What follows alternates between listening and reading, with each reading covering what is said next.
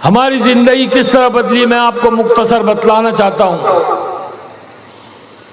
जब हम उस दुनिया में थे, इज्जत दौलत शोहरत और शान शौकत की दुनिया बसर कर रहे थे, उस वक्त में एक अमीर साहब जमात आई थी हमारे इलाके में। वो जमात के अमीर साहब हमारे से मुलाकात करने के लिए आए। हम सुबह शूटिंग पर जा रहे थे और वो नमाज पढ़ करके हमसे मिलने आ रहे थे। हमसे मुलाकात की, सलाम किया, मैंने जवाब दिया। मैंने देखा कि एक बुजुर्ग सफ़ेद दाढ़ी, सफ़ेद कुर्ता, मैले कुचले कपड़े हैं। मैंने सोचा कोई साहिल है, कोई फ़कीर है, इनको कुछ पैसे दे दूं। तो मैंने जेब में हाथ डाला तो कहने लगे कि ना ना, मुझे आपसे एक सवाल करना है। क्या कहा? एक सवाल करना है। मैंने कहा ठीक है, पूछिए क्या बात है। तो कहने लगे ये बताओ, मरना है कि नहीं मरना है? मिला दत्त तेरी की, ये कौन है सुबह सुबह यार, मलकुल मौत सुबह सुबह मरने की बात कर रहा है। बहुत गुस्सा आया। मैंने एक भाई कहा हाँ पहले आपको मरना है, बाद में मुझे मरना है। तो हंसने लगे, कहा हाँ पहले मुझे मरना है, बाद में आपको मरना है। तो मैंने कहा पहले आपको मरना है, बाद में मुझे मरना है। तो कहने लगे हाँ पहले मुझे मरना है, बाद में आपको मरना है। बताओ ये बताओ कि कब्र के अंदर गाड़ी जाएगी या दाढ़ी जाएगी? दूसरा सवाल, कब्र के अंदर गाड़ी जाएगी या दाढ़ी जाएगी? गुस्से में तो था। कहा चाचा आपका दिमाग खराब हो गया है, कब्र के अंदर गाड़ी कैसे जाएगी, कब्र के अंदर दाढ़ी जाएगी? तो कहने लगे हाँ कब्र के अंदर गाड़ी नहीं जाएगी, कब्र के अंदर तो दाढ़ी जाएगी। तो फिर गाड़ी वाली जिंदगी के लिए वक्त जाया क्यों करते हो? दाढ़ी वाली जिंदगी क्यों नहीं इख्तियार करते? दाढ़ी वाली जिंदगी तो जनाब रसूलुल्लाह सल्लल्लाहु अलैहि वसल्लम की जिंदगी है। बता रहे हो क्यों भाई, क्या हो गया, फिरौन ने तेरा क्या बिगाड़ा? नहीं बोले वो तो अल्लाह का बागी था, अल्लाह का नाफरमान था, अल्लाह का दुश्मन था, काफिर था। अरे भाई नमरूद ने तेरा नहीं, वो तो जालिम था, अल्लाह ने उसके सर पे जूते मरवाए, उसके सर में मच्छर घुस गया उसकी नाक में, उसका भेजा खा गया। वो नमरूद तो बड़ा जालिम था। नहीं वैसा नहीं। अच्छा ठीक है, जाओ उसका नाम अबू बकर रख दे। हाँ बोले ये नाम अच्छा है, ये अच्छा नाम है। और बताओ ना। बोले जाओ उमर रख दे। हाँ ये भी बहुत अच्छा है। जाओ उस्मान रख दे। हाँ ये भी अच्छा है। जाली रख दे, ये भी अच्छा है। अब खुशी खुशी जाने लगा। इमाम साहब इधर अबू बकर ने तुझे क्या दिया? उमर ने तुझे क्या दिया? उस्मान ने तुझे क्या दिया? अली ने तुझे क्या दिया? रज़ी अल्लाह ताला अन्हु। कहने लगा नहीं ये तो अल्लाह के महबूब है, अल्लाह के प्यारे हैं, अल्लाह के नबी के दोस्त है। इन्होंने तो अपनी जान और माल कुर्बान कर दिया दीन इस्लाम के लिए, जिसकी वजह से आज हम मुसलमान हैं। इसलिए मुझे ये नाम बहुत प्यारे हैं। तो कहा कि सहाबा के नामों से भी मोहब्बत।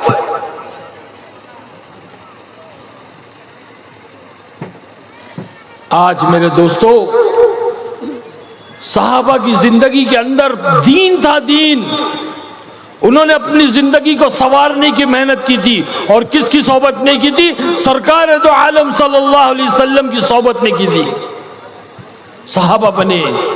अल्लाह के नबी कहा कि मेरे सहाबा सितारों की मानिंद है, उनकी इत्तेबा करो। हम इन फिल्मी सितारों की इत्तेबा कर रहे हैं। आज हमारा नौजवान थोड़ी सी जवानी आती, अपने आप को शाहरुख खान समझता है, अपने आप को सलमान खान समझता है, बॉडी बना लिया। अरे मेरे भाई सब फानी है, सब मिट्टी में मिल जाएगा, सब कब्र में चला जाएगा, कोई बाकी नहीं रहेगा। बादशाह भी जाएगा और फकीर भी जाएगा। बादशाह अपने साथ तख्तो ताज लेकर नहीं जाएगा और फकीर अपने साथ कटोरा लेकर नहीं जाएगा। हर आदमी अपने ईमान और अमाल को ले जाएगा। मेरी बात कान खोल कर सुन लो मुसलमानों, मेरी बात कान खोल कर सुन लो काटियार वालों। हर आदमी अपने ईमान और अमाल को लेकर के जाएगा। अल्लाह ने जिंदगी एक मौका दिया है। मैं यहाँ नहीं आया हूँ, अल्लाह ने मुझे भेजा है। और कल क़यामत के लिए हुज्जत कायम हो गई। कल कोई ये नहीं कह सकता हमें कोई कहने वाला नहीं आया था, कोई समझाने वाला नहीं आया था, कोई बतलाने वाला नहीं आया था। वरना उस दुनिया से निकलना कोई मामूली बात है। वो ऐसी चमक धमक की जिंदगी और चमक धमक की दुनिया, इज्जत दौलत शोहरत औरत, जिसके पीछे दुनिया भागती है, वो चारों चीजें हमारे कदमों में थी। उसको छोड़कर आना कोई मजाक है? ये तो अल्लाह ने निकाला, अल्लाह ने अपनी रहमत की रस्सी डाल करके निकाला, अल्लाह ने दावत और तबलीग की मेहनत में लगाया और ला करके आपके सामने बिठाया। हम तो मस्जिदों में जूते चप्पल रखने की जगह बैठने के लायक नहीं थे, अल्लाह ने मिंबर और मेहराब के पास बिठाया। ये आज लोग मुसाफे कर रहे हैं, ये मोहब्बतें कर रहे हैं, ये सेल्फी और ये तस्वीरें निकाल रहे हैं, इसमें हमारा कमाल नहीं है। अरे कमाल तो अल्लाह के दीन का है, जिसको हमने गले लगाया तो लोगों ने हमें गले लगाया। ये मुसाफे हमें नहीं हो रहे हैं, ये तो अल्लाह के दीन को हो रहे हैं। जो अल्लाह के दीन को गले लगाएगा, अल्लाह उसको गले लगाएगा। ये अल्लाह का वादा है। अल्लाह कहता है कि जिसकी जिंदगी में दीन होगा हम उसको दुनिया में भी कामयाब करेंगे, और जिसकी जिंदगी में दीन नहीं होगा हम उसको दुनिया में भी नाकाम करेंगे और आखिरत में भी नाकाम करेंगे। मेरे भाई बुजुर्गों दोस्तों, हम अपने मकसद से हट चुके हैं। हम अपने अल्लाह को भूल गए, हमारे नबी को भूल गए। हम आज दुनिया में लग गए, दुनिया की चीजों में लग गए, क्योंकि हमने अपने आप को खुदा बनाया है। हाँ, इस बुत को तोड़ना है। मैं आपको एक मिसाल देकर के बात समझाऊं, अल्लाह करे कि आपकी भी समझ में आ जाए और मेरी भी समझ में आ जाए। मैं अगर आप लोगों के सामने एक सोने का बुत रख दूं, सोने का बुत, मूर्ति सोने की, और मैं पूछूं भाई इससे कुछ होता है, तो आप लोग क्या बोलोगे? अरे बोलो ना, क्या बोलोगे? होता है? बुत से कुछ होता है? क्या बोलोगे? कुछ नहीं होता है। अरे मैं बोलूंगा भाई सोने का बुत है, कुछ नहीं होता। बोले हम तो अल्लाह को मानते हैं, हम तो कलमा पढ़ते हैं ला इलाहा इल्लल्लाह, इससे कुछ नहीं होता है। तो मैं कहूँगा अच्छा ठीक है भाई। अब मैंने वो सोने का बुत उठा करके रख दिया और आपके सामने एक सोने की ईंट रख दी, सोने की ईंट रख दी। फिर मैंने पूछा भाई इससे कुछ होता है? तो आप क्या बोलोगे? बोलो ना भाई, क्या बोलोगे आप? आप बोलोगे होता है, इससे तो जमीन आ जाएगी, घर बन जाएगा, शादी ब्याह हो जाएगी, गाड़ी आ जाएगी, बहुत सारे काम हो जाएंगे इससे तो मैं कहूंगा अरे भाई अभी आपने कहा कुछ नहीं होता है और अभी कह रहे हो होता है। अरे वो तो सोने का बुत था ना, आप क्या बोलोगे? वो तो सोने का बुत था, बुत से थोड़ी कुछ होता है, ये तो सोने की ईंट है, इससे तो हो सकता है। तो मैं कहूंगा मैंने क्या किया? मैंने सोने के बुत को सोने की ईंट बना दी, सिर्फ शक्ल को बदल दिया। बोलता हूं शक्ल को बदल दिया। सोने का बुत था, सोने की ईंट बना दी, शक्ल को बदल दिया। तो इससे पता चला कि अल्लाह की जात के सामने बुत का इनकार करना, बुत की नफी करना बहुत आसान है, लेकिन अल्लाह के सामने चीजों की नफी करना, चीजों का इनकार करना, अपनी दुकान का इनकार करना, अपनी खेत का इनकार करना, अपने बाग का इनकार करना, अपनी तमाम चीजों का इनकार करना, यह बहुत मुश्किल है। अल्लाह के सामने बुत का इनकार करना बहुत आसान है, लेकिन अल्लाह के सामने चीजों की नफी करना, चीजों का इनकार करना बहुत मुश्किल है। और उससे भी ज्यादा मुश्किल अपनी जात का इनकार करना, उससे भी ज्यादा मुश्किल, चीजों से ज्यादा मुश्किल अपनी जात का इनकार करना कि भाई मैं का बुत अंदर जो बैठा है, मैं चला जाऊंगा अल्लाह के रास्ते में 40 दिन 4 महीने, तो क्या होगा, कैसे होगा? तो अपने आप को खुदा बनाया है। यही वजह है कि आज हमारी जिंदगी के अंदर दीन नहीं है। क्या ये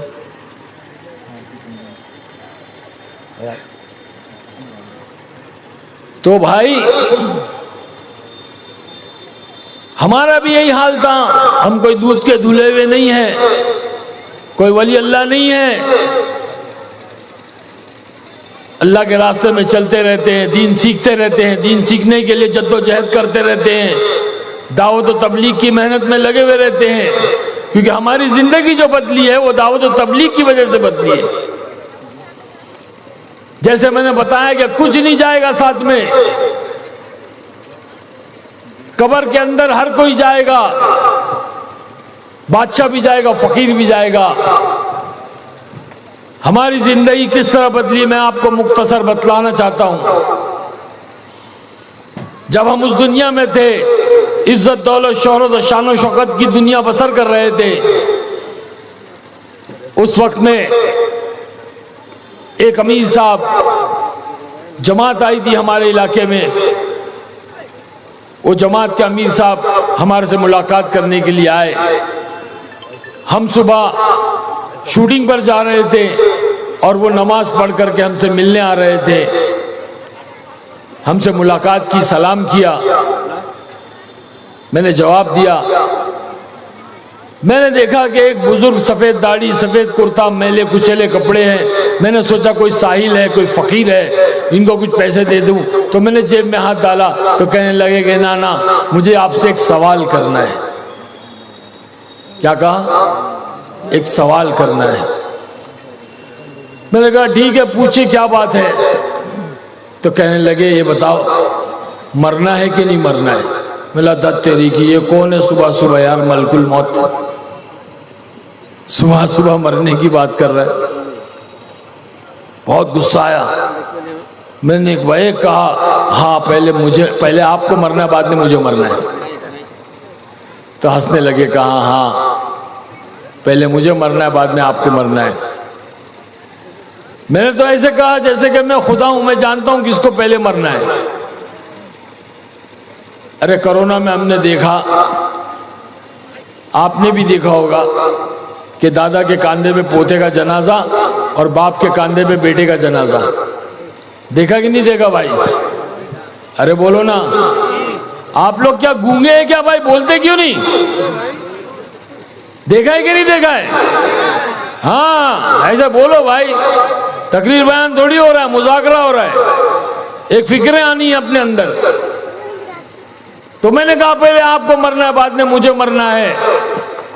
तो कहने लगे हाँ पहले मुझे मरना है, बाद में आपको मरना है। बताओ ये बताओ कि कब्र के अंदर गाड़ी जाएगी या दाढ़ी जाएगी?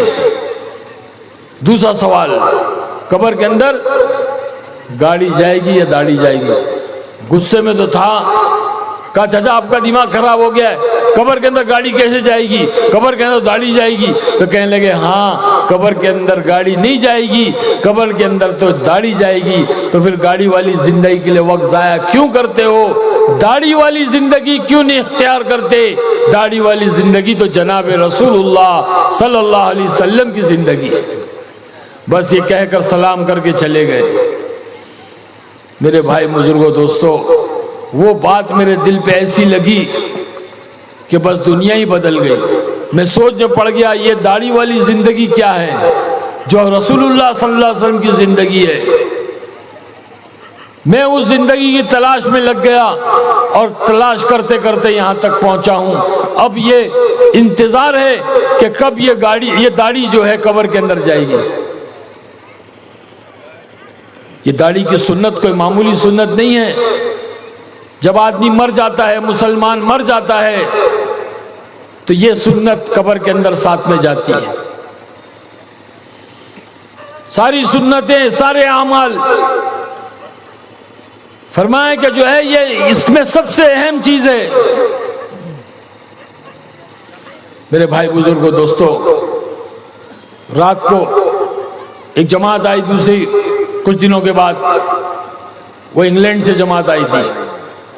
उस जमात के अंदर एक अमीर साहब थे, डॉक्टर थे। वो मुझसे मुलाकात के लिए आए, बैठे, अंग्रेजी में इंग्लिश में बात की 1 घंटा। मैं उनकी बात सुना। उन्होंने मेरी तशकील की, 3 दिन 40 दिन 4 महीने की तशकील नहीं की, बल्कि उन्होंने सिर्फ इतना कहा कि हमारे साथ नौजवान बच्चे इंग्लैंड से आए हुए, आपकी सारी फिल्में देखी है, आपके फैन हैं, आपसे मिलना चाहते हैं, आप मरकज में आकर उनसे मुलाकात कर लीजिए। मैं बच्चों से मिलने के लिए मरकज गया, बयान चल रहा था, मैंने बयान सुना। बयान सुनने के बाद मैं उस बच्चों से मुलाकात की। मुलाकात करने और बच्चों के कहने पर मैं उस मस्जिद में रात को क़याम किया। उन्होंने कहा कि आप आज मस्जिद में अल्लाह के घर की चटाई पे हमारे साथ सो जाओ, हम इतनी दूर से इंग्लैंड से आ रहे हैं, आप आज हमारे साथ में मस्जिद की चटाई में अल्लाह के घर में सो जाओ। बार बार कहने लगे अल्लाह के घर में मस्जिद की चटाई पे सो जाओ। तो दिल में खौफ सा तारी हो गया। मैंने कहा ठीक है, मैं आज आप लोग के साथ में अल्लाह के घर में मस्जिद की चटाई में सो जाता हूँ। मेरे बुजुर्गों दोस्तों, बस वो सोना क्या था कि अल्लाह ने वो हिदायत दी और वो जिंदगी बदली। ऐसी नींद आई जो बड़े बड़े जो है 5 स्टार होटलों में नरम नरम गद्दों पे एयर कंडीशन कमरों में और शराब के नशे करने के बाद जो नींद नहीं आती थी, अल्लाह ने उस मस्जिद की चटाई में वो सुकून की नींद अता फरमाई कि दुनिया ही बदल गई। यह है दावत का काम, यह है दावत की मेहनत कि हम जैसे ना जाने कितने लोगों की जिंदगियां बदल रही है, कितने लोगों की जिंदगियां इस मेहनत के जरिए से बदल रही है। मेरी ये चाहत है कि आप लोग भी इस मेहनत के अंदर लगो, अपनी जिंदगी अंदर अल्लाह के दीन को लाओ, अल्लाह के फरमाबरदार बनो, अल्लाह की नाफरमानी को छोड़ दो। अल्लाह की रहमतें नाजिल होगी, बरकतें नाजिल होगी, अल्लाह दुनिया में इज्जत की जिंदगी देगा, इज्जत की रोटी रोजी देगा, ये अल्लाह का वादा है, और आखिरत में हमेशा हमेशा की जन्नत देगा। ये दुनिया की, ये दुनिया वालों की चमक धमक, इनकी मालो दौलत, ये सब यहीं खत्म हो जाएगी। 4 दिन की जिंदगी, फिर अंधेरी रात। मेरे भाई बुजुर्गों दोस्तों, इस मजलिस के अंदर ये नियतें करो, ये इरादे करो कि हम अल्लाह के दीन का काम करेंगे, हम अल्लाह के फरमाबरदार बनेंगे। हमारी माँ बहनें बैठी हुई है, ये भी नियतें करे कि हम अल्लाह के दीन को सीखेंगे, अपने घर के मर्दों को, अपने शौहर को, अपने बेटे को, अपने भाई को, अपने वालिद को प्यार मोहब्बत शफकत से समझाकर अल्लाह की राहों में भेजेंगे और दीन सीखेंगे। दीन सीखने के लिए हमारे इलाके में मदरसे में अपने बच्चों को दाखिल कराएंगे ताकि वो बच्चे जा करके अल्लाह के कलाम को सीखे, हाफिज कुरान बने, आलिम दीन बने, दीन के दाई बने। हमारी नस्लें, आने वाली नस्लें, अगर हमने अभी तौबा नहीं की, अपनी ज़िंदगी को तब्दील नहीं किया, तो आने वाला वक्त बहुत ख़तरनाक है। दुश्मन, इस्लाम के दुश्मन आज हम पर ऐसी साजिशें कर रहे हैं, ऐसी प्लानिंगें कर रहे हैं, अपने बच्चों को दीन से और ईमान से हटाने के लिए हद तक इनकाम कोशिश कर रहे हैं और उनको शराब के नशों में, जुओं में और जो ड्रग्स के अंदर और ना जाने कैसी कैसी नशों के अंदर मुब्तला करने के लिए बहुत बड़ी साजिश चल रही है। इसलिए मेरे भाई बुजुर्गों दोस्तों, मैं आप लोगों के सामने हाथ जोड़ करके इल्तिजा करता हूं कि अपने आप को भी दीन पर लगाओ और अपने बच्चों को भी दीन पर लगाओ। इसके लिए सबसे बेहतरीन रास्ता, आसान रास्ता दावत और तबलीग की मेहनत है, जिसके अंदर अपने बच्चों को और अपने आप को लगा लो। इसीलिए अल्लाह ने भेजा है, यही पैगाम लेकर के मैं आया हूं और मैं चलता रहता हूँ पूरे हिंदुस्तान में, एक एक इलाकों में जाता हूँ, वहाँ के हालात और अहवाल देखता हूँ। मेरे दोस्तों, मेरा दिल रोता है कि मैं कैसे अपने भाइयों को समझाऊं कि भाई ये सारी दुनिया की ये पैसे, ये चीज़ें, ये सब बेकार है, हमने सब इसको ठोकर मार दी। अल्लाह ने रोज़ी का वादा किया है, वो रोज़ी का जिम्मेदार है, वो रोज़ी देता है। हमें इतनी मेहनत करना है जितना अल्लाह ने हमें इख्तियार दिया है।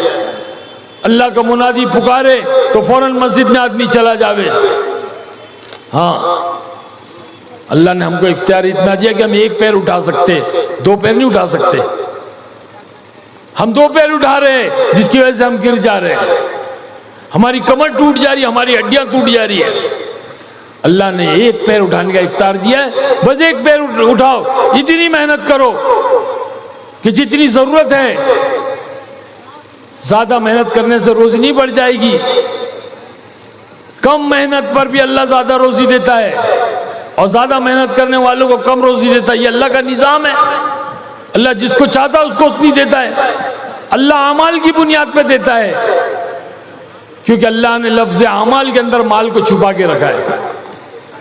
लफ्ज़ अमाल के अंदर अल्लाह ने माल को छुपा के रखा है। दोस्तों मेरी बात ध्यान से सुन लो। बोलो अरे बोलो माल माल माल। लफ्ज़ अमाल के अंदर माल है। माल से सबको मोहब्बत है और माल का कमाना कोई गुनाह नहीं है, बस शर्त यह है कि वो जायज तरीके से हो, हलाल तरीके से हो। जायज तरीके से कमाए और जायज तरीके से खर्च करे। हलाल तरीके से कमाए, हलाल चीजों पर खर्च करे, लोगों के हुकूक अदा करे, तो ये माल आपके लिए रहमत है।